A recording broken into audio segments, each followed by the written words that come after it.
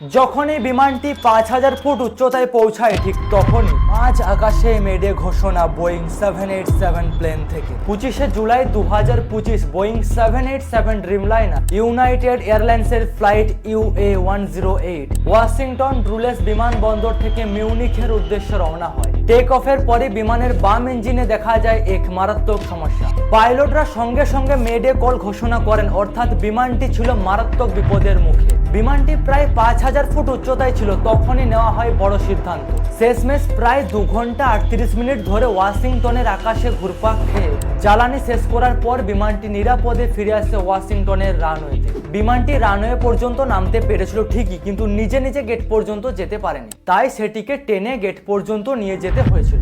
যদিও ইঞ্জিন বিকল হওয়ার কারণে এটি নিজে থেকে ট্যাক্সি চালাতে পারেনি এবং রানওয়ে থেকে টেনে নামাতে হয়েছিল। সব যাত্রী নিরাপদে ছিলেন, কিন্তু সেই মুহূর্তের ভয় এখনো সবার মন থেকে যায়নি। এই ঘটনাটি আরো ভয়ানক হতে পারত, কারণ ঠিক 1 মাস আগেই একটি বোয়িং 787 বিধ্বস্ত হয়ে বহু মানুষের প্রাণ কেড়ে নিয়েছিল। এখন প্রশ্ন উঠছে, এত উন্নত প্রযুক্তির পরেও কেন বারবার এই মডেলের বিমানের সমস্যা?